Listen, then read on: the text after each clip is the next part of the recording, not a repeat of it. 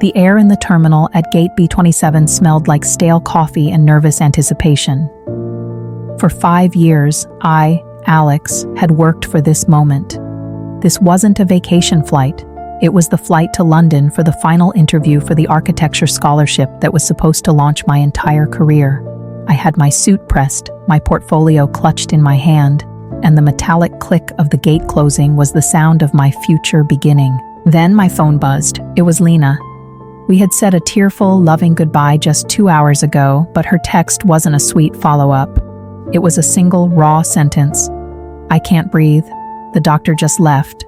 I need you." Lena wasn't physically ill. She had just received the devastating news about her father's prognosis, and the shock had sent her into a paralyzing spiral of panic attacks. I looked at the departure time, 45 minutes. My future was across the ocean, but my heart was collapsing in a tiny apartment 10 miles away. I sat down, my whole body vibrating, trapped between two immovable objects.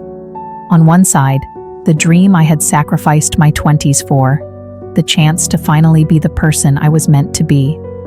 On the other, the woman who was my quiet, necessary anchor, currently drowning in a dark sea. The lie I told myself was, "I can't miss this. She'll understand later." Then, the second text arrived. It wasn't a demand, it was a confession that broke me. "I'm not mad you left. I just need you to know I'm scared. I don't know how to do this alone." That was the moment I understood the devastating truth. True love isn't about the grand adventures you schedule together. It's about showing up for the catastrophic, unscheduled moments when the other person completely falls apart. I stood up, walking toward the gate agent. The woman with the calm, efficient headset looked up expectantly. I looked at the plane, then at the time, and felt an immense, quiet certainty settle over me, heavier than any regret. "I need to cancel my flight," I told her, my voice clear. The gate agent frowned, pointing to the line of people boarding. "Sir, we're closing the gate. You'll lose the ticket." "I know," I said, handing her the expensive, non-refundable paper. But I realized the destination I was chasing was empty without the person who was waiting for me. I'm choosing my life. The cost of the ticket was staggering. The loss of the interview was heartbreaking. But driving away from the airport, not toward the runway, but toward the familiar, sacred smell of my own home, I felt the quietest, most profound sense of relief.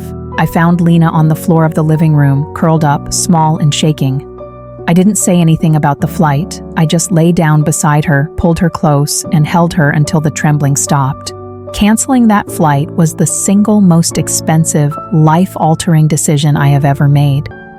But in that moment, when she finally looked up, her eyes clearing, and whispered, "You came back," I realized I hadn't lost my future.